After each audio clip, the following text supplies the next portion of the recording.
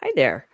Thank you so much for joining today, where our topic is resilience, which actually I'm really excited about having the conversation today because it is something that comes up all the time in all different ways, and it really applies to your life overall. We talk mostly about careers, but remember, we're talking fulfilling career, happy life.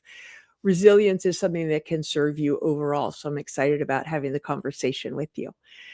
Um, Resilience is kind of the leadership skill you hope you'll never need, but I can promise you, you're going to need it. Because we can be pretty well guaranteed that things are going to get hard, that things are going to go wrong, that there's going to be dips in the road.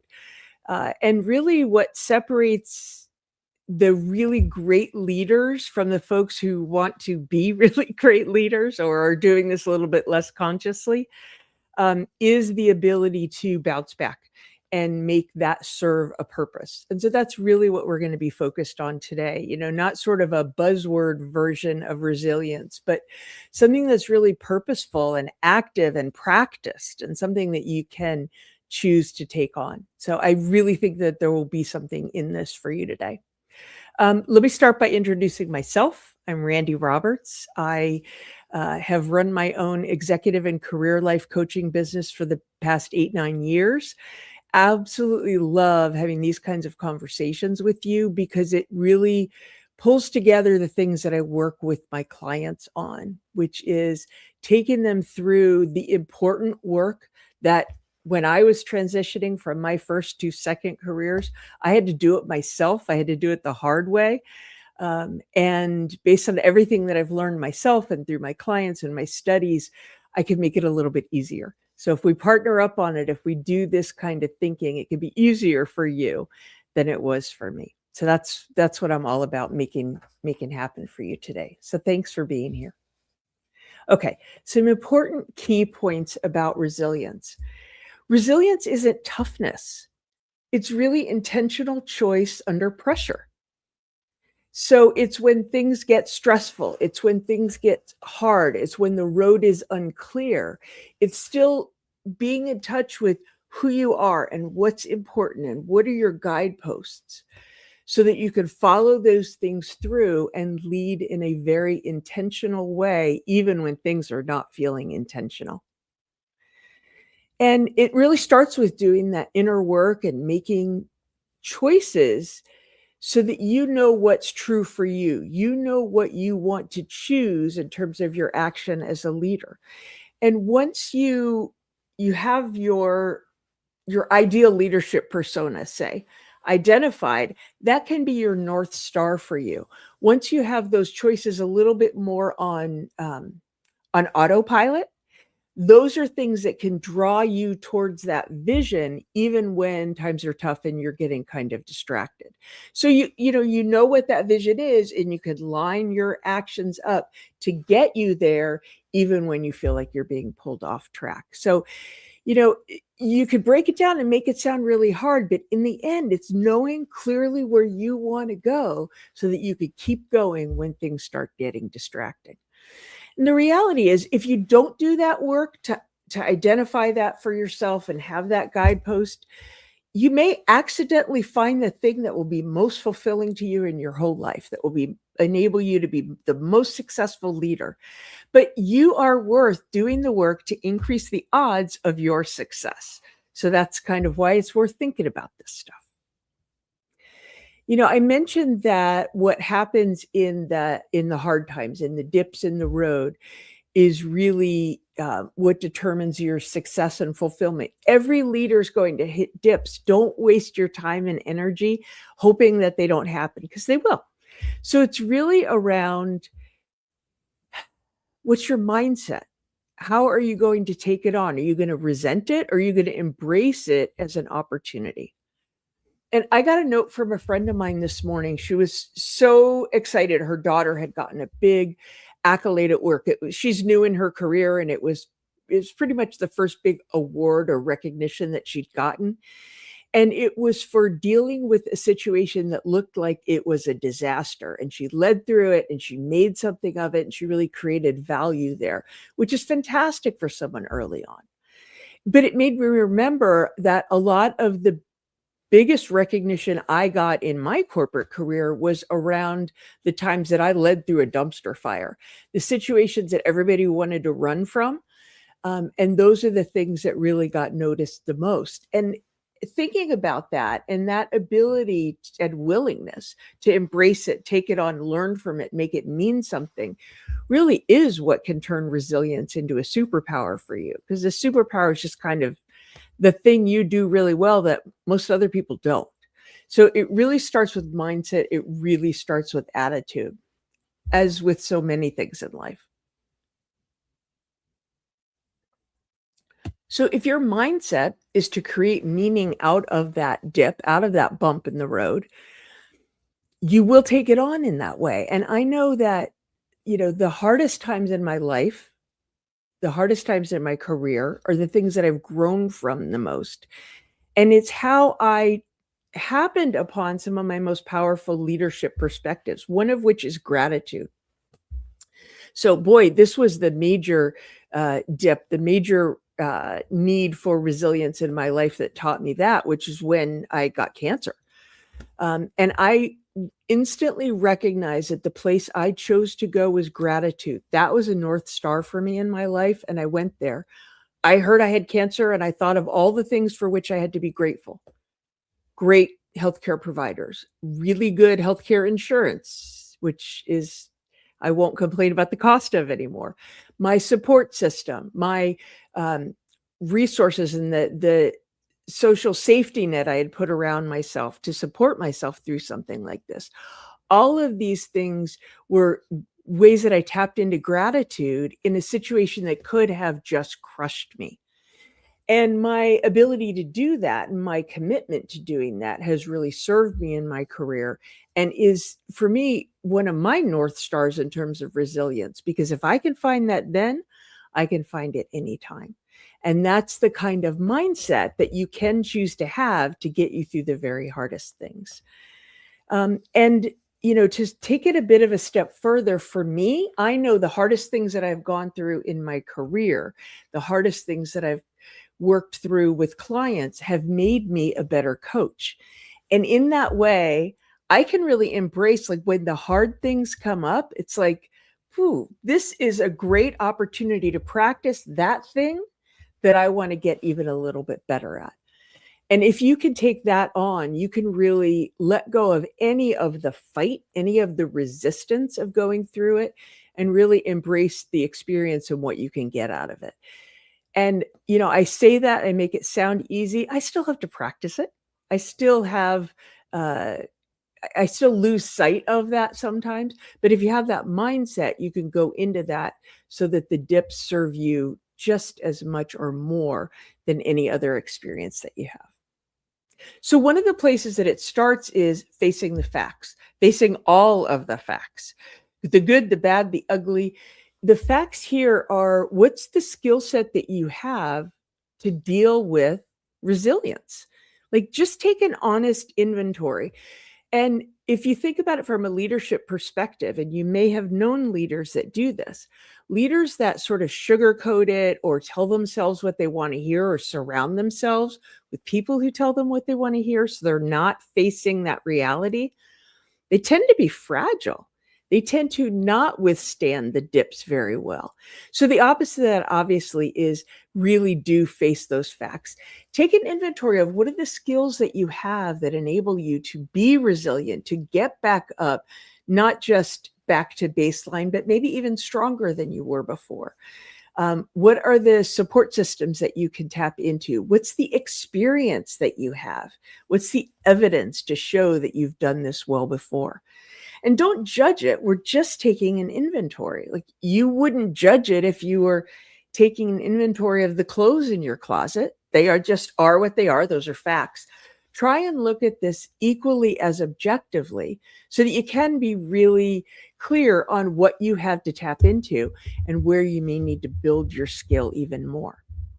And the next step of that is to really depersonalize it. Like, get as objective as you can recognizing that you're talking about a skill set that you have, so it's not always easy. But sometimes what we do is when we reach a hard moment and we're thinking about our abilities to deal with it or how we're navigating it, our worth or our identity, our whole story can sort of become wrapped up in it. And our perspective gets distorted. We lose sight on what we really have to deal with and what we can apply and what the evidence tells us. The way my own coach puts it is go to the data over the drama. So when you're hitting this hard moment, it may feel like all is lost, like you are sunk. And, yes, that feeling is there for sure, but that gets you into the story. And it may sound something like the last time you faced this, you got lost. It took too long to get there. You really lost the opportunity in sight of it. You may tell yourself a story that's not even actually true, but gets you caught up in that drama. Go to the data. Go to what's the evidence you have that you have the ability to deal with this situation. What have you encountered in the past and successfully acknowledged and navigated? What have you learned from those experiences? Like, go to the data that really can help you build a factual story that what are the tools that you can deal with? How can you move forward and how can you make the best of this situation? If you go to the data over the drama, the story in your head, you can always move through it with a much more clear eye.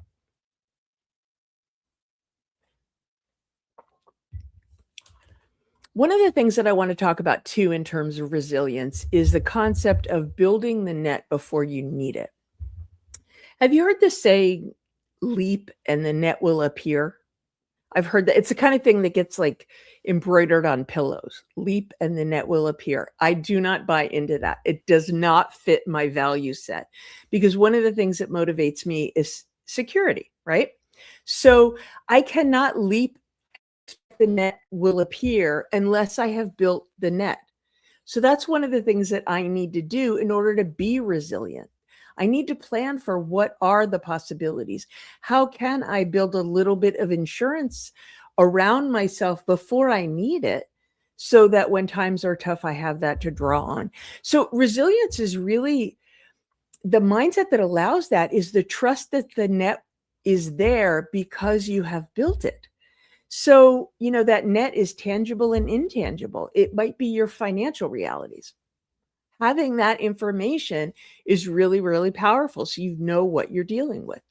Another bit of that net might be your relationships, your support systems, your habits, your self-awareness, all the things that make you, you. Really hard to build the net mid-fall. You build it now, anticipating what might happen. And then when you need it, it's there. And so that's how you build a resilient mindset that can really carry you through. Another aspect about resilience, and it's an interesting thought, so stick with me. You have to practice it in order to build it. And if you really take it on that way, you can reframe the hard moments. Anytime something really tough happens, I can look at it as, wow, the universe is giving me this amazing experience to practice this thing that I really don't want to deal with. It may sound like a little bit of a mental game, okay, but it's really the approach that I take so that I can be sure if I am going to go through these hard things, I am going to get something out of it. It's just a commitment that I make to myself, and it makes it a lot easier to deal with because I can almost feel as I'm going through it that this really hard thing is going to serve me somehow. It makes it easier the next time. It makes me a better coach. It makes me a better friend. Whatever that thing is, if you can find the meaning in it, you will stop fighting, going through it, accept it, and get what you can from it. So try it. If you're doubting me, if you're not sure it's true, try it, because that's the best way to see if you can make it true for you. Just letting go of the fight has made it so much easier for me. Okay, so how can you do some of these things on a daily basis, on a weekly basis? How can you put this into practice? There's some simple ways that you can do it. You can build resilience daily. And it may start as easily as like a morning journaling exercise, or if for some people, writing it down on paper is the way to do it. For other people, just thinking it through is enough. So do it when you're on a walk, that kind of a thing. But just three easy prompts. One is, what's hard right now? Like, what's the thing that's coming at you today that you're fearing, that's creating feelings for you, or anxiety or whatever? What's hard right now? The second prompt is, what's one thing I can control today? You'll be amazed at how often the thing that's hard is the thing that you can't control. And so focusing on something you can control can make things really tangible, can bring it to action, which really can move you forward and break that anxiety that's stuck in your head feeling. So you got, what's hard for me right now? What's one thing I can control today? And the third prompt is, what's one thing that I am genuinely grateful for? That can be really, really helpful, because that gets you back grounded in, what's the toolkit you have? What are the resources you have to work with? What's, the sunshine coming out after the clouds, whatever that looks like for you. If you think about something to be genuinely grateful for, I guarantee you will find it. And it will put you into the mindset to find those things all day. So that's really easy. That could be 5 minutes in the morning of a daily journaling practice, writing practice, whatever that looks like for you, to set your day off in a way that you can be grateful, that you can see the good things, that you can be resilient. Another thing that you might want to do, and you don't necessarily have to do this daily, maybe this one's weekly, is invest a bit in your network, because your network is one of the biggest tools you have to help you be resilient, not just for support, but for ideas, for resources, things like that. So think about your network as a verb, not just a noun, right? It's something that's active. It's something that deserves care and feeding. And if you take it on as a weekly thing, it might be one intentional outreach or reconnection a week. That's it. It's a matter of making a phone call, sending a text, sending an email, putting a comment on somebody's social media, just making that connection that keeps your network alive and present for you every week. You could do that. We're talking like 2 minutes a week. And if that feels good, so do more, but set yourself up for success. Commit to one action a week. Another way that you can put building this resilience muscle into practice on a regular basis, you get to determine the frequency on this one, but it is so valuable. Practice discomfort. So what does that mean? Like I said, if you aren't having the opportunity to build that muscle, you won't have the opportunity to build it. So you got to take it on. Practice discomfort may mean, say yes to the thing that scares you. Say yes to the really hard project that you're not sure how you're going to solve it. Have the conversation that you've been avoiding. Take it on. First of all, you get it out of the way. But secondly, it gives you a chance to practice the hard thing, to practice discomfort, which builds resilience. Build that muscle now before you really need it, because then it's there when you do. The stakes are lower now when things aren't that tough. So take on the tough thing when the stress isn't so terrible. And then that muscle will be there when you do need it. Another thing to keep in mind is sometimes the dips, if you will, can feel so overwhelming in the moment that you're in them. It's so present for you right now. But if you zoom out on the timeline a little bit, it helps you to put it into perspective. So, because think about it. What's the last time you encountered something really difficult? Looking at it in retrospect, it looks very different than it did when you were in that moment. So zoom out on that timeline a little bit can help you gain some perspective. And then you can just break it down one thing at a time. Focus just on the next step. Once you're in motion, and you just can take one step after the other. You don't have to have the whole path fleshed out and know what the end is in order to get yourself into motion. So there's a couple of easy practices that you can put into place to build that resilience, and it will feed on itself. You can kind of make a game out of it for yourself and really build it very, very intentionally. So I guess what I want you to walk away with today is that resilience is not something that you either have or you don't. It's something that you can build deliberately through honest assessment, through the relationships that you invest in, through the meaning that you make of these tough situations, from the actions that you choose to take. The dips are absolutely coming. We can promise you that. It's what you do about them that determines your leadership growth in terms of building resilience as a superpower. So, now when things aren't feeling overly stressed and you're not in the heat of the bump, is a great time to take that inventory, commit to the next step, get yourself practicing this, because the next time that life throws that hard thing at you, you will recognize it for what it is, which is not a setback. It's an opportunity to practice and build that skill and take it on as not just come out of that dip back to baseline, but bounce back even better than you were before, knowing more, having a stronger skill set, and really on an even stronger trajectory. So, let me know, what are some of the ways that you have practiced resilience in the past in your own career? If this conversation has led you to try any new things, I absolutely want to hear about that, for good and for bad.